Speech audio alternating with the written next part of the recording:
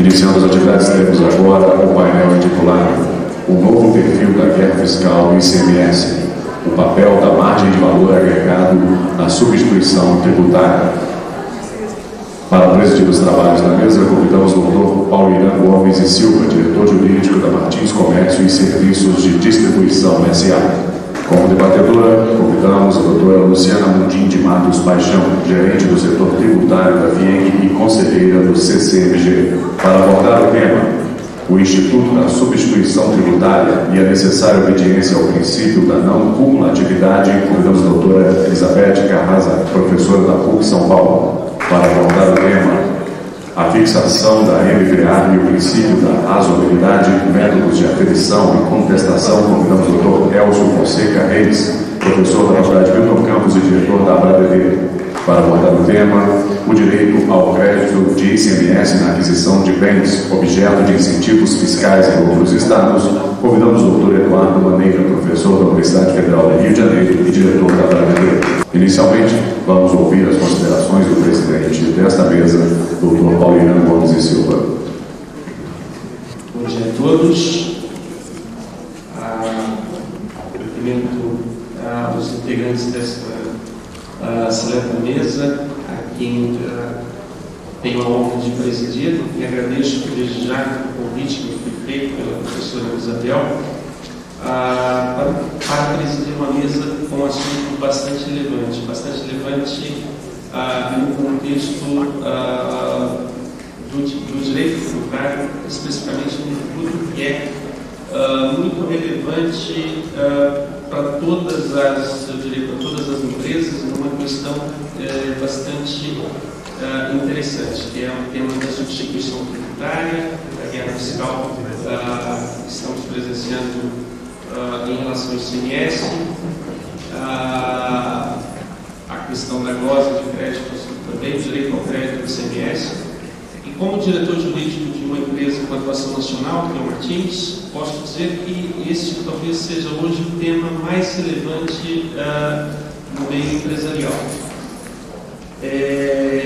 Substituição tributária tem vários aspectos importantes, aspectos muito relevantes para as empresas, a partir do momento que, pela substituição, permite-se um controle maior da fiscalização e, portanto, uma redução da informalidade, uma redução da sonegação, que é útil, que é muito importante para o sistema tributário.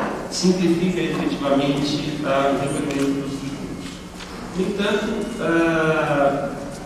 de outro lado, você tem problemas na execução efetivamente da substituição tributária. A margem de valor agregado é sempre um tema que implica em muitos problemas na sua implementação, na execução efetivamente. Nós temos margens de valor agregados muito diferenciadas em relação a produtos, diferenciadas em relação a estados. E, além disso, temos um sistema que não é uniforme. Hoje, a situação da substituição tributária tem sido bastante crítica. Muitos estados da federação não aderiram a todos os convênios e protocolos. E aí começamos a ter situações críticas de competitividade, de concorrência no mercado. O Estado de São Paulo, o Estado de Minas Gerais, vários estados da federação firmaram recentemente vários convênios e protocolos para recolhimento da substituição tributária. Mas, por outro lado, o Estado de Goiás não aderiu a praticamente nenhum dos convênios e protocolos.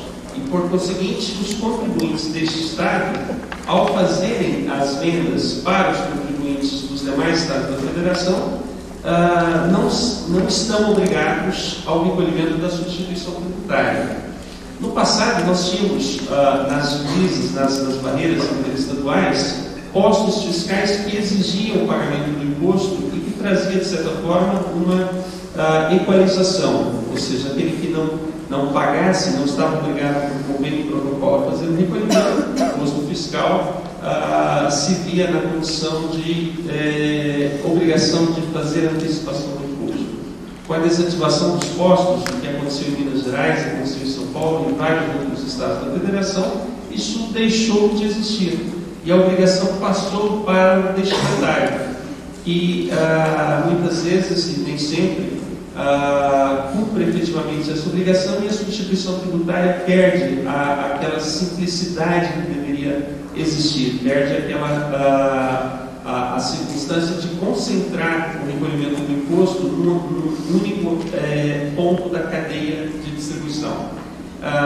Isso gera uma dificuldade competitiva muito grande, porque você tem algumas operações tributadas por esse sistema, outras operações em que há uma mera antecipação do imposto, sob a responsabilidade do destinatário. Mas eu, naturalmente, não vou me aprofundar no tema, o propósito é apenas levantar algumas questões que são realmente instigantes e preocupantes nesse instituto, que é um instituto muito relevante, volto a reafirmar, para todas as empresas que atuam no cenário, atuam em todo o território nacional.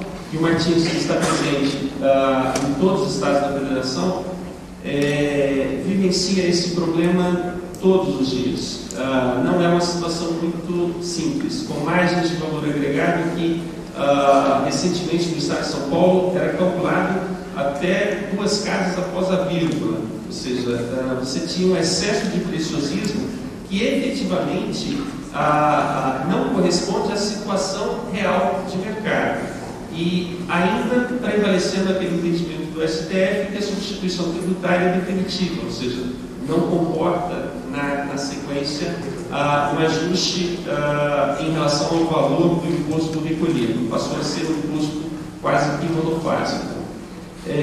Teremos também algumas palestras, uma palestra especialmente do Dr. Eduardo Maneira, que toca no outro tema, que é de grande relevância no cenário atual, que é a glosa de crédito do ICMS, o princípio da não cumulatividade, o direito ao crédito na conta da mercadoria. Hoje, a guerra fiscal ela está efetivamente instalada. Nós temos vários estados da federação concedendo incentivos fiscais à revelia de convênios e protocolos, à revelia de autorização do CONFAS, é uma realidade. No entanto, o remédio adotado por muitos estados para combater essa guerra fiscal não nos parece de forma alguma razoável ou aceitável, que é restringir o direito de crédito para quem está comprando a mercadoria, transferindo a responsabilidade por controlar a concessão ou não dos incentivos fiscais aos adquirentes, aos contribuintes destinatários. E o contribuinte destinatário, o adquirente da mercadoria, muitas vezes sequer tem conhecimento do incentivo fiscal concedido pela unidade federativa de onde está adquirindo os seus produtos. Então, nos parece algo que traz uma insegurança jurídica muito grande. O professor Sacha ressalta sempre a importância do princípio da não surpresa ao contribuinte, mas no tocante a essa matéria, no tocante à restrição ao direito de crédito de ICMS, em função dos incentivos fiscais, o que não temos efetivamente é essa garantia da não surpresa. Muitas vezes somos surpreendidos com normas que vêm a retroagir dizendo: olha, você não pode tomar o crédito ICMS desde a data X ou Y, porque no estado de origem havia a concessão de um incentivo e o estado que tem todo o aparato necessário para fazer o acompanhamento legislativo descobriu somente naquele momento, às vezes passados 2, 3, 4 anos. E o contribuinte, por outro lado, teria que ter descoberto a norma desde a sua origem. Portanto, são temas realmente instigantes. Do lado do Estado, há a preocupação da guerra fiscal, e o remédio adotado é esse que não nos parece o mais razoável para ser aplicado, em função justamente dessa surpresa que causa ao contribuinte.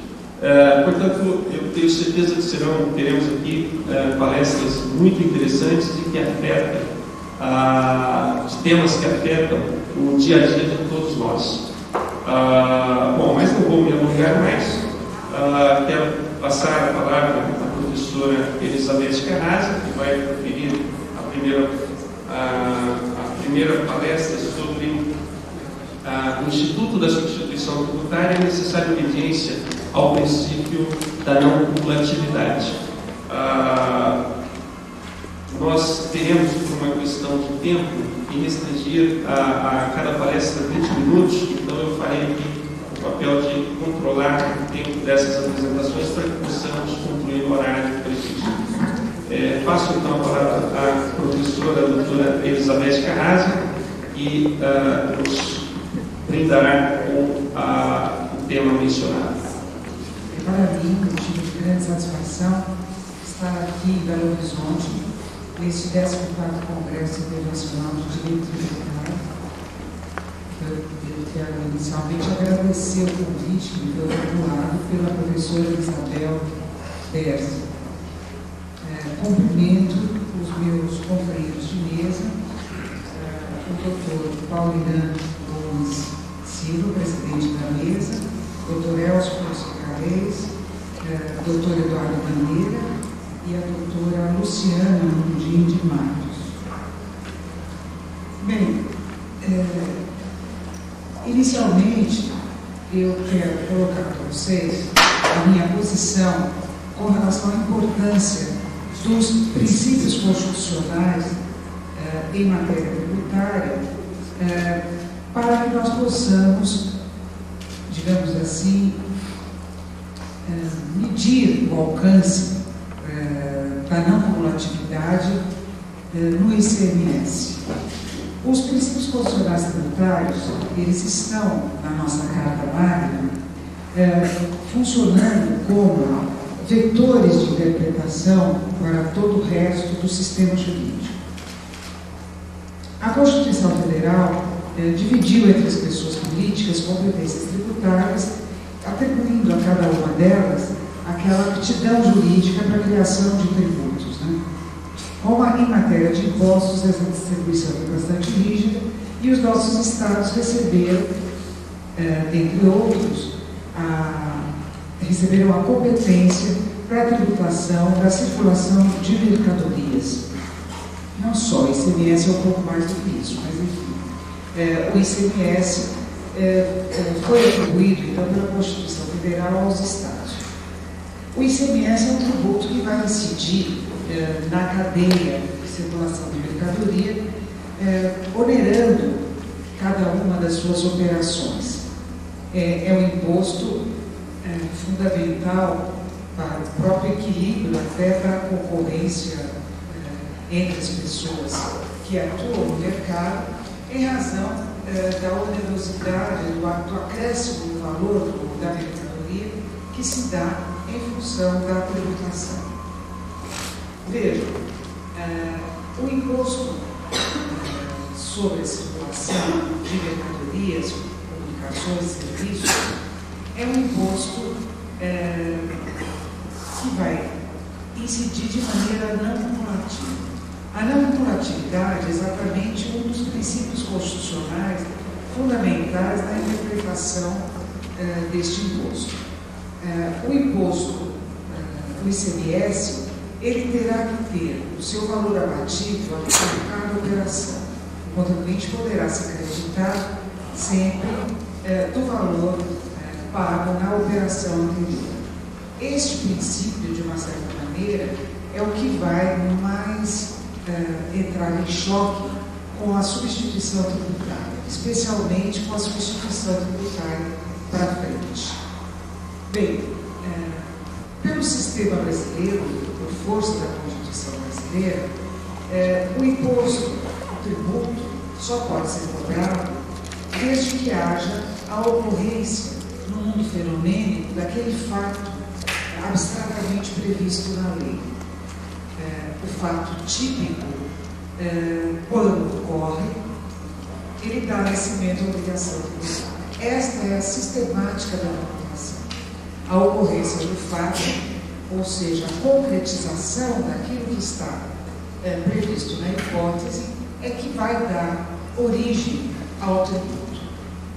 Sendo assim, nós temos, indo à Constituição, nós vamos verificar que contribuinte do imposto é sempre aquela pessoa que participa deste fato descrito na norma tributária.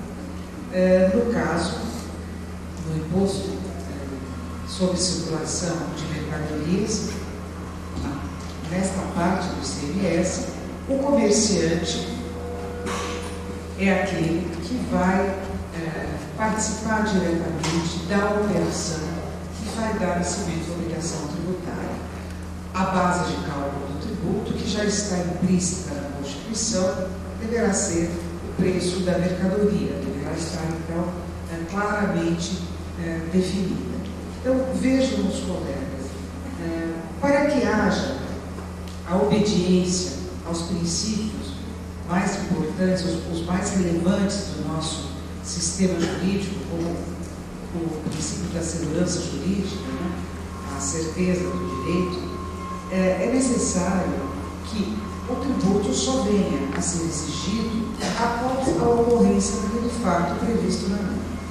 O que acontece na substituição tributária? Na substituição tributária, por uma questão de facilidade na arrecadação, ou até mesmo segurança do poder público ao proceder à arrecadação, a lei escolhe pessoa diferente daquele contribuinte, que é a pessoa diretamente relacionada ao fato gerador, como sujeito passivo da relação jurídica tributária.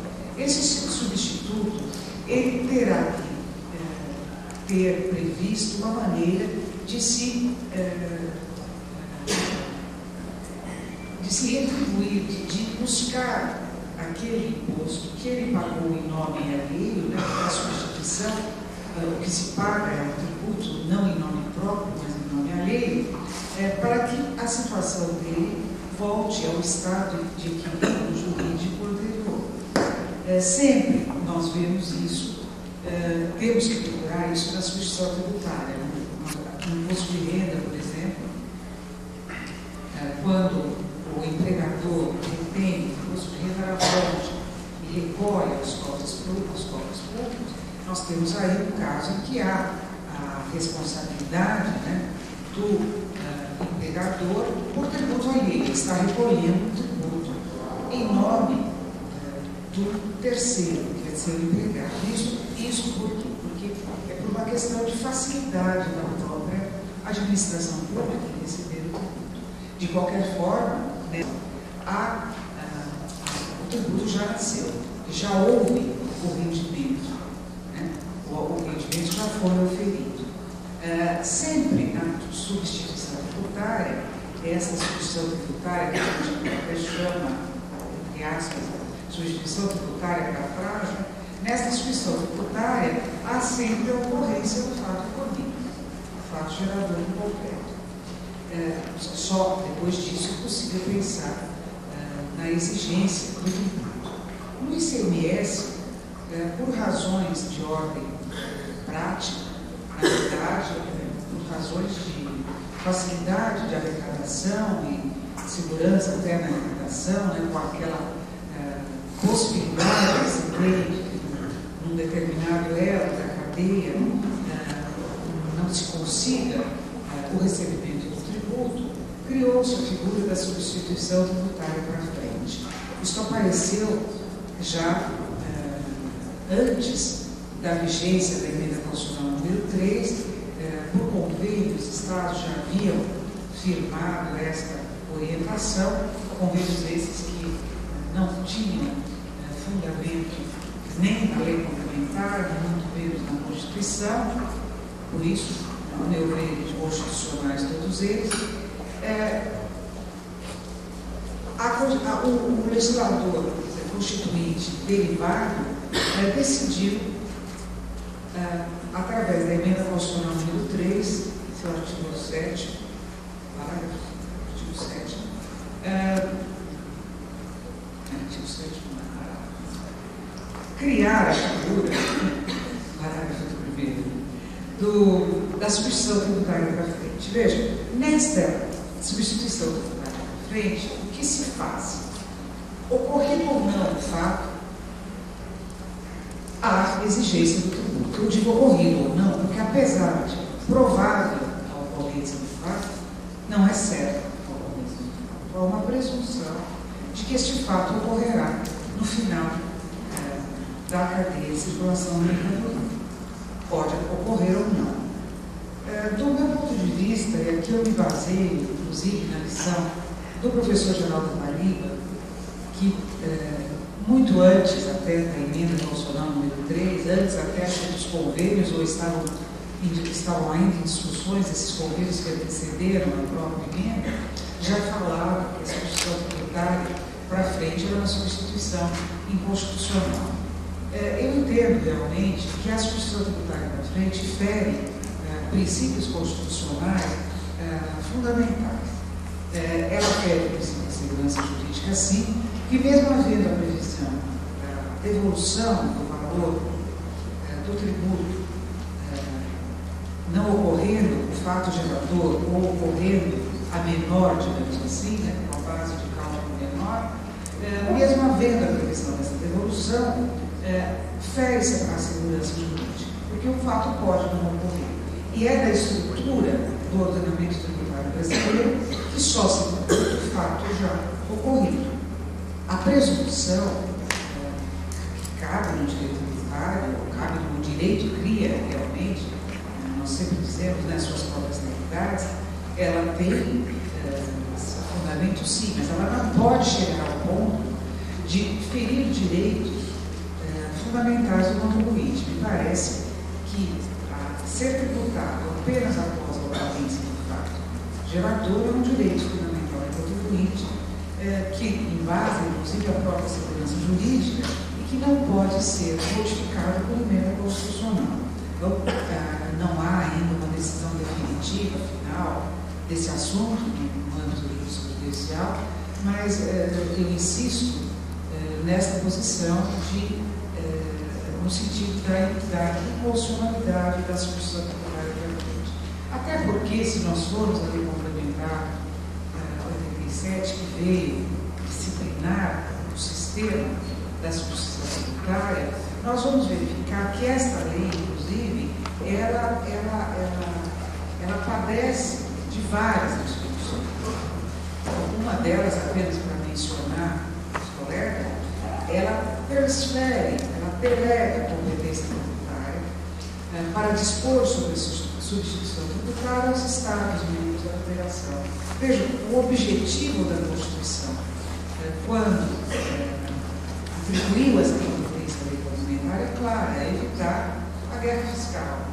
Se cada Estado tem esta autonomia de definir a sua substituição tributária, nós temos aí digamos assim, o campo aberto, o campo propício para a guerra fiscal.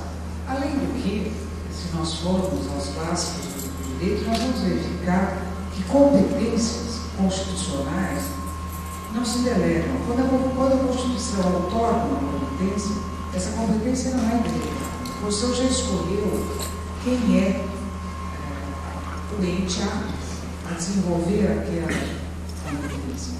Não há possibilidade de transferir-se a competência. Transferir a competência, ela é indelegável, não só a tributária, mas todas as competências.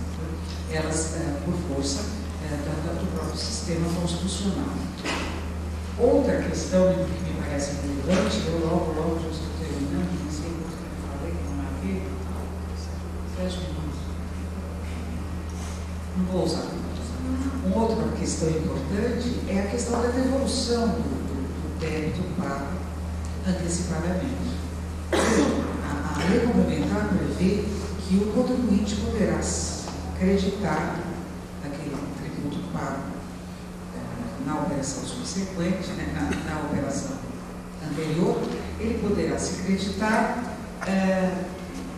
não ocorrendo o fato gerador. Em primeiro lugar, a Constituição previu a devolução. A devolução não significa crédito, devolução em crédito. Para mim, a devolução teria que ser em moeda. não em crédito. Por que não em crédito? Porque nem sempre o contribuinte vai ter como se utilizar desses créditos. Essa é uma questão. A outra questão é que poderá o Estado entender que não deve, naquele caso,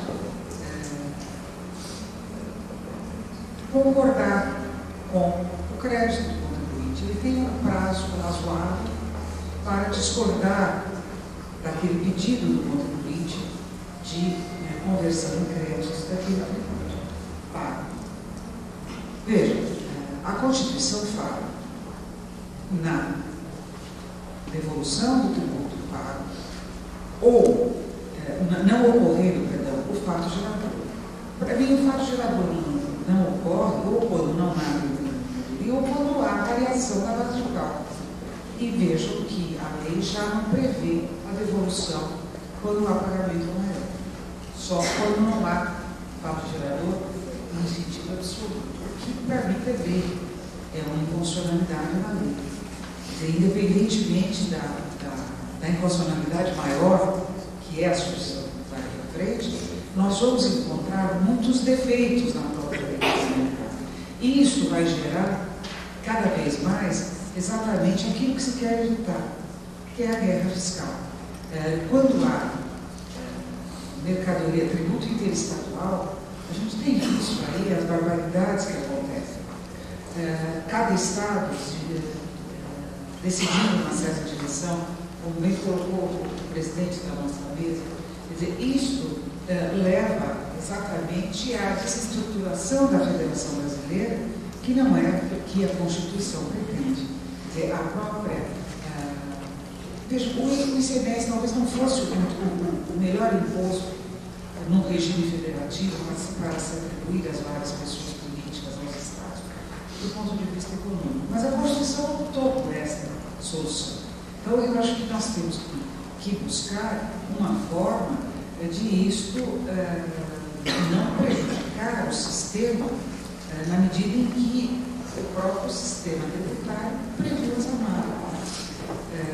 Na medida em que previu a lei complementar aí para disciplinar os convênios para concessão de isenções, a própria substituição tributária, tudo isso ficando no campo da lei complementar, que é uma lei de caráter nacional, que vai disciplinar a tributação de todo o Estado brasileiro, nesse sentido amplo, nós podemos evitar a guerra fiscal. Agora, sabemos que nem sempre, na prática, o que funciona é a teoria, né, que a gente defende aqui. Agora, de qualquer maneira, os princípios tributários constitucionais, eles não podem ser afastados em nome de uma maior arrecadação. Eu acho que isso é inadmissível, né? O Estado existe para perseguir o interesse público. Sem dúvida nenhuma, o interesse arrecadatório é fundamental. O interesse público, sem recursos, não se atinge. Mas, para que esse interesse arrecadatório fique ombreado ao interesse público, ele tem que respeitar todas as normas constitucionais que versam sobre a matéria. Quer dizer, sem obediência do sistema constitucional, dos seus macros princípios, da legalidade, da segurança jurídica, da igualdade, que até a igualdade acaba subida na sua instituição, nós não podemos imaginar um sistema que funcione de maneira. Eu não sei se eu fui clara, nessa hora da manhã, digamos que o tipo e o tempo ainda não conversam com muito entusiasmo. Mas eu espero ter conseguido transmitir alguma coisa para os colegas. Muito obrigada. A substituição tributária merece uma reflexão muito detida de todos nós, com certeza. Vamos passar à segunda palestra do professor Elcio Fonseca Reis, que é professor da Faculdade de Milton Campos, professor desta casa e diretor da ABRADET, e falará sobre a fixação da MVA e o princípio da razoabilidade, princípios de aferição e contestação. Com a palavra, professor Elcio. O tema fixação da MVA, da margem de valor agregado, critério de mensuração da base de cálculo do ICMS, na verdade, poderia chamar a ficção da MVA. Eu vou dividir a minha palestra, ou eu vou tentar dividir em dois segmentos. Primeiro, o mundo real e o mundo ideal. Ontem, quando eu estava preparando a palestra e conversando com uma brilhante aluna do mestrado, me surgiu a ideia de falar um pouco sobre o direito tributário na pós-modernidade, sobre o princípio da transparência, o princípio da participação, e esse seria o nosso mundo ideal, o mundo ideal na substituição tributária. Todos sabem que a substituição tributária é uma simples técnica de tributação, em que se antecipa o recolhimento do imposto com base em uma presunção futura de que o fato gerador ocorrerá e uma nova presunção. Qual será o valor deste fato gerador? Qual será a base de cálculo? Qual será o valor da mercadoria que se irá circular? E para se saber o valor desta base de cálculo, a lei complementar determinou que fosse estabelecida uma margem de valor agregada.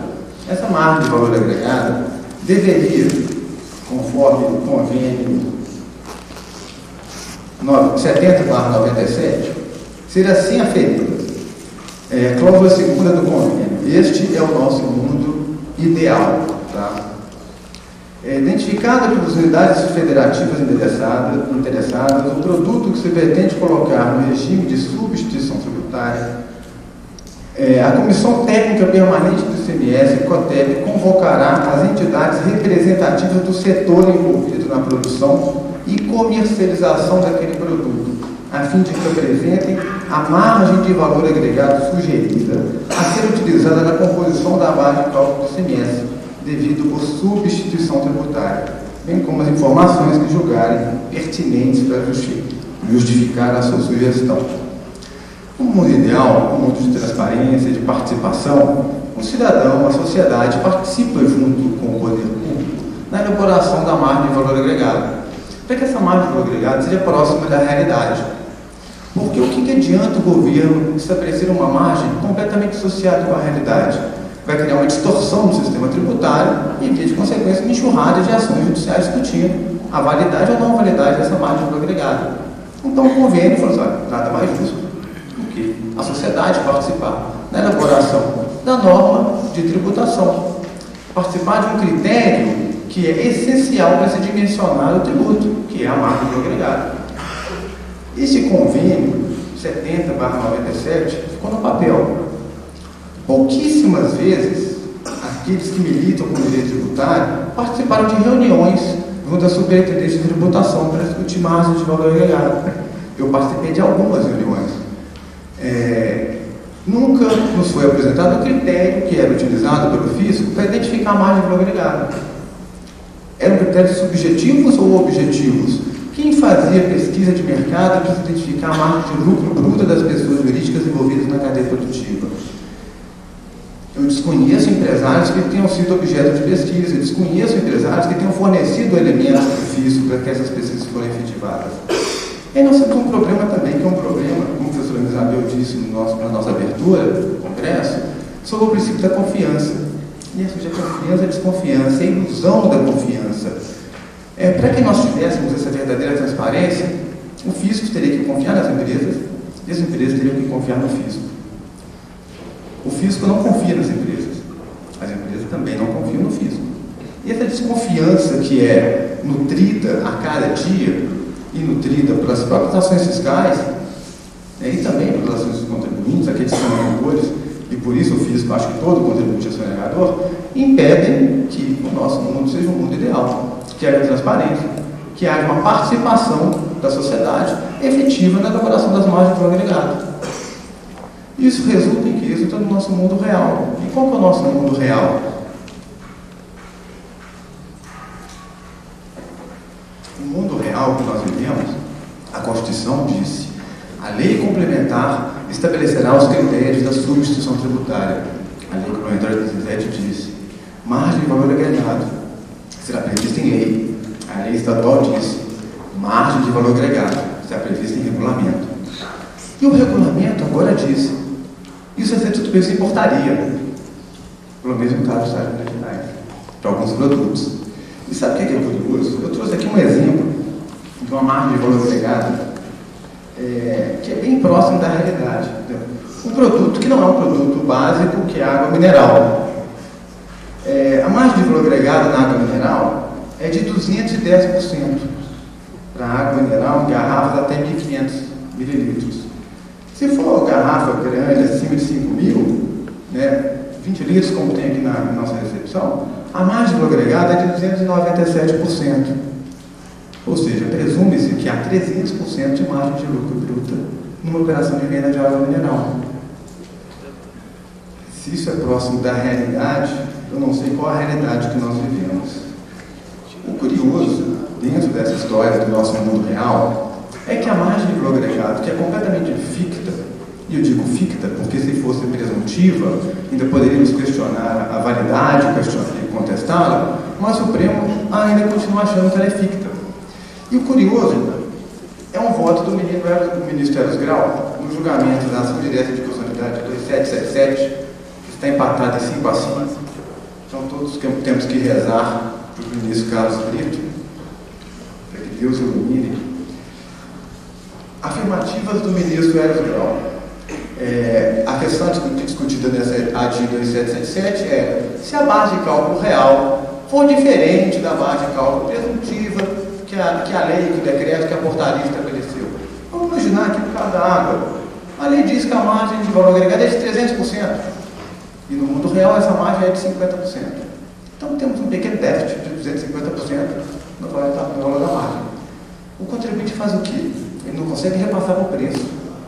Essa tributação muito maior do que a real. Porque ele só consegue repassar por preço, pela neutralidade, não competitividade, aquele valor que efetivamente onera o tributo.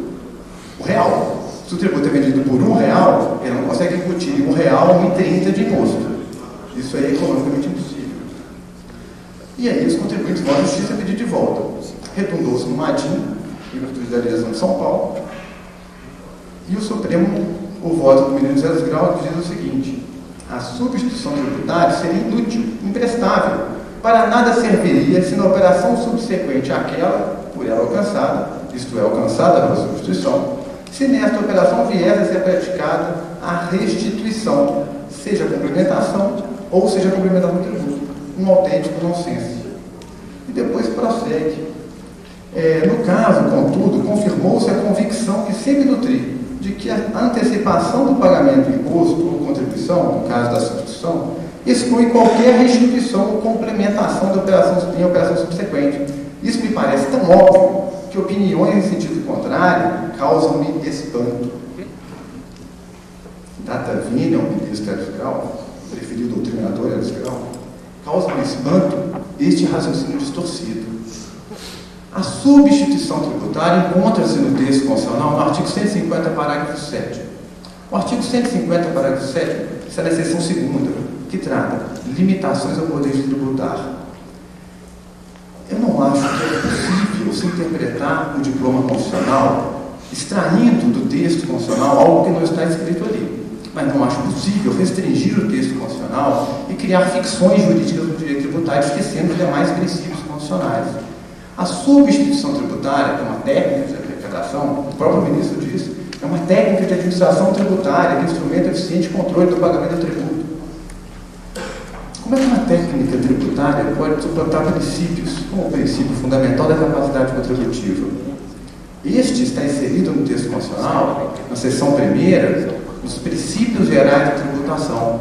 Como é que um princípio geral da tributação pode ser amesquinhado, inutilizado por uma simples técnica de arrecadação? Essa técnica de arrecadação deriva do princípio da praticabilidade, ou praticidade, que no direito administrativo é conhecido como eficiência administrativa, economicidade. E essa técnica de arrecadação, que teve origem na Alemanha, ela surgiu por uma razão simples.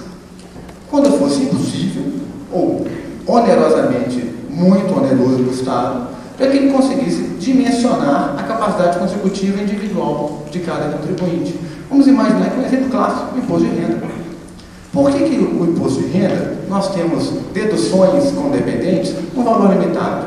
Porque é impossível que o governo verifique 70, 80, 90 milhões de contribuintes de imposto de renda, quantos dependentes cada um tem, quanto que ele gasta com saúde, educação, lazer, alimentação, vestuário, previdência, todas essas garantias de nossa dignidade da pessoa humana. Então, o que o governo faz? Utiliza-se de uma presunção, porque é impossível, é extremamente oneroso para o governo a identificação dessa capacidade contributiva individual. Agora, será que isso é possível de forma definitiva em matéria de ICMS? Me parece que não. Nós estamos diante de uma técnica de arrecadação. Essa técnica, como ela pode suplantar o princípio da capacidade contributiva? Técnica essa que está inserida no capítulo, na seção Limitações ao Poder Tributário. Se ela está inserida nas limitações ao poder tributário, ela está limitando o poder estatal de instituir, de regular seus tributos. Como que uma limitação ao poder estatal de regular tributos pode suplantar o próprio fim a que se destina, que é limitar o poder estatal? O que o Supremo tem feito nesses últimos anos, caso ele não reveja essa decisão, que se trata de uma ADIM, para tentar modificar uma ADIM anterior, né? Só um dia tributado nós temos essas coisas. Caso o Supremo não reveja essa decisão, o que nós vamos ter? Nós vamos ter uma técnica de arrecadação, que é reconhecida pelo Supremo, prevalecendo sobre o princípio constitucional, que é o princípio da capacidade contributiva. Técnica esta que tem uma visão, nasceu apenas para se evitar uma onerosidade excessiva, e no Brasil isso foi distorcido, porque hoje essa técnica deixou de ser uma simples técnica de arrecadação, instrumento que combate a sonegação, simplificação da arrecadação tributária, simplificação da aplicação da lei tributária, como queiram, e para ser um instrumento forte de arrecadação, distorcido da realidade. As decisões do Supremo, às vezes eu não sei se o Supremo ele pensa só na governabilidade e não pensa um pouco na cidadania. Ele acha que se ele for contrário aos interesses do governo vai quebrar. E eu costumo pensar, quando o governo cobra mais do que ele deve, e nós de devolver ele fala, eu vou quebrar, o Supremo fala assim, olha, governabilidade. Mas o pressuposto não está equivocado? Será que não era o contrário? Como é que eu posso permitir alguém instituir um tributo diferente do que a Constituição permite? Como é que eu posso permitir alguém instituir um tributo com a base ficta? Como é que eu posso, num Estado democrático de direito, na pós-modernidade, excluir a participação da sociedade na elaboração das normas, na aplicação das normas, como faz o governo, contrariando o convênio interestadual? Os próprios estados se reuniram, olha que bonito, vamos fazer um critério de transparência, todo mundo vai ficar feliz. E o Supremo fala, não, o governo vai quebrar. O governo vai sempre quebrar. Curioso, o senhor deve se recordar quando o Supremo disse que o expurgo do fundo de garantia era inconstitucional. O governo anterior falou mais que prontamente, não precisa entrar na justiça, nós vamos devolver para todo mundo. O que ele fez? Fez uma lei complementar, mandando as empresas pagarem. Assim fica fácil, né? Sou punido, por que não manda ninguém pagar de interno? É mais fácil, não vamos ficar mexendo com isso não, faz uma lei aí. A empresa paga pouco de tributo. Põe critério de presunção. O antigo secretário da Receita queria criar um imposto mínimo com base no prejuízo da empresa. A empresa tem prejuízo, paga imposto de renda. Afinal de contas, todo mundo tem que pagar imposto de renda. O fato de você ter prejuízo, isso é bobagem, isso é risco da atividade econômica. Você não pode excluir a sua tributação, você tem que pagar, tem que contribuir. Afinal de contas, o Estado é um Estado fiscal. E como é fiscal esse Estado? Curiosamente, o Supremo tem uma coisa que ele não tem: coerência. Se nós analisarmos os julgados do Supremo nos últimos 50 anos, e agora do STJ na matéria que ele compete, nós vamos ver algumas distorções na jurisprudência do Supremo e do STJ, que podem ser trazidas para a gente identificar essas distorções aplicáveis na MVA. A nossa lei complementar disse que a lei fixaria a MVA. As leis estaduais disseram que o regulamento ia verificar a MVA, ia aplicar a MVA, estabelecer qual seria a MVA. E agora o regulamento faz MVA, daqui a 3 meses ele revê MVA, ele faz rever, está sempre revendo MVA. Então as margens de lucro das empresas são sempre alteradas, trimestralmente, semestralmente, ao prazer do fisco, porque ele entende que isso não tem problema nenhum. Afinal de contas, não fere capacidade contributiva, não fere rentabilidade, não fere nada. A Constituição dá um quadro de papel como esse aqui, papel rascunho, que deve servir para apoio de piano, na visão de alguns. Porque não há lógica nisso. Quando o Supremo identificou a questão das plantas genéricas de valor no IPTU, que nada mais é do que uma técnica de arrecadação tributária com base no princípio da praticabilidade, ao invés da prefeitura ficar verificando enquanto que o valor venal de cada imóvel, ela estabelece plantas genéricas em que ela cria critérios de aferição desses valores genericamente, como MPA. Quando os prefeitos resolveram modificar essas plantas genéricas de valor por decreto, o que o Supremo disse? Não pode. Princípio da legalidade. Só a lei pode instituir o majorado tributo. Se a planta genérica de valor é um critério que vai ser identificado para a aferição da base de cálculo do IPTU, no caso concreto, tem que estar na lei. Então, todos os critérios da planta genérica têm que estar na lei. Assim fizeram as prefeituras, como a de Belo Horizonte, está na lei. Hoje, se quiser aumentar a planta, você pode só fazer correção monetária, por decreto. Decisão do Supremo, súmula hoje do STJ 160. Isso significa que o princípio da legalidade ainda está protegido no Supremo. Estava. Porque em matéria de ICMS, e aí eu me pergunto, será que o município ainda é um ente de segundo escalão na visão do Supremo, como era na Constituição passada? Porque em matéria de Estado, em matéria de ICMS, não é assim que se decide. Decide-se que o decreto pode preencher esses vazios da lei, porque a lei disse a MPA será fixada em decreto. Então nós cumprimos a legalidade. Está na lei que a base de cálculo, a MPA, a margem de valor agregado, conforme dispuser o decreto. Por que a lei tem que estabelecer essas margens de valor agregado?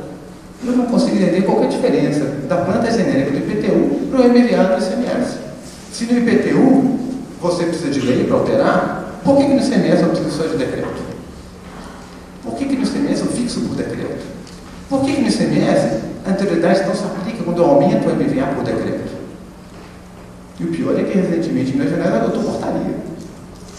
Eu não sou administrativista, mas eu não sei se existe algum diploma normativo inferior à portaria. Se tiver, eu acho que o próximo diploma que vai instituir a MPA em termos de direito tributário vai ser esse diploma, não sei o que vai ser. Já estou tomando um cartão amarelo, vermelho, não sei. Não, por enquanto cartão vermelho. Então, gente, nosso mundo ideal, nós temos transparência, nós temos participação, a sociedade confia no governo, o governo confia na sociedade. Nós elaboramos a margem de valor agregado em conjunto com o governo. E com isso, essas presunções da margem de valor agregado poderiam, no mundo ideal, até serem presunções absolutas. Porque a sociedade se reuniria, os empresários se reuniriam, falariam, olha, produto água. Qual que é a margem de valor agregado desse produto água? Pega a indústria, pega o atacado, pega o varejo e verifica, olha, a margem da indústria até o varejo é de tanto. O governo faz uma média ponderada com base nos preços relativos naquele estado, estabelece a margem de valor agregada. Todo mundo concorda, então ela tem uma presunção absoluta. Esse é o mundo ideal, nós participamos da elaboração da norma. O mundo real não é assim. O governo, amparado por critérios de mediunidade, estabelece qual é a MVA. A sociedade não concorda com isso, vai ao Supremo. O Supremo diz que isso é uma técnica, isso é definitivo. Afinal de contas, devolver custa caro. A governabilidade fica em choque. E no Brasil é melhor ter governabilidade do que ter cidadania. Muito obrigado. Professor Elcio, parabéns pela brilhante palestra, como sempre, levantando questões que nos fazem refletir sobre pontos que, infelizmente, eles começam a ser feitos e depois passam a ser admitidos como uma normalidade, como foi dito. Da lei passa-se por um decreto, do decreto passa-se por uma portaria, da portaria daqui a pouco vai ser o próprio fiscal que vai dizer qual é a MVA a ser aplicada a cada produto, trazendo uma total insegurança jurídica. Bom, vamos fazer uma inversão nas palestras. Tem uma previsão agora da palestra do professor Paulo Coimbra, mas ele chegará dentro de alguns minutos. Ele está em aula neste momento, e e nós vamos meter com a palestra do professor Eduardo Maneira, que falará para a gente sobre o direito de crédito do ICMS na aquisição de bens objeto de incentivos fiscais em outros estados. Bom dia a todos. Cumprimento a mesa da pessoa do Dr. Paulo Miranda Gomes e Silva, meu amigo e que é da Grande Araxá, de Uberlândia, de Monte Carmelo, e dirige uma empresa muito importante, mineira, que tem dimensão nacional, Grupo Martins, e que sofre especialmente pelo objeto que a empresa tem de ser um atacadista, distribuidor, sofre especialmente por conta dessas questões que nós vamos abordar. O tema aqui, Ricardo, é absolutamente adequado ao tema central do Congresso: separação de poderes e efetividade do sistema tributário nacional. Pelas palestras que nós já assistimos na terça e na quarta-feira, me pareceu bastante claro que nós estamos vivendo uma crise da separação de poderes. E a efetividade do sistema tributário nacional depende desse equilíbrio de poderes. O poder executivo vai exigir tributo instituído por lei emanada do Poder Legislativo, que sofrerá o controle de constitucionalidade pelo Poder Judiciário. Esse equilíbrio entre os poderes é de fundamental importância para que haja uma efetividade do sistema tributário nacional consagrado na Constituição. Mas nós sabemos que vivemos um tempo de crise dessa separação de poderes. O poder executivo legisla cada vez mais, seja por meio de medidas provisórias, seja por meio de decretos, seja por meio de portarias, de ordens de serviço, que está abaixo de portaria, etc. O poder judiciário legisla cada vez mais. O ativismo judicial, ontem falado pelo professor Ivisgandra, do perigo que estamos vivendo um momento de neoconstitucionalismo em que se permite ao Poder Judiciário reelaborar conceitos constitucionais, exercendo o papel de legislador positivo, é uma realidade dos nossos tempos.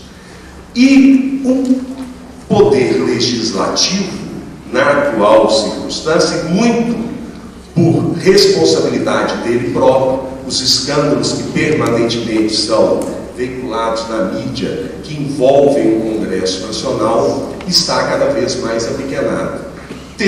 Mas, em reação, o Poder Legislativo, ontem foi dado o exemplo, uma lei complementar 118, falou assim: já que o Executivo legisla, já que o Judiciário legisla, eu agora vou julgar a lei complementar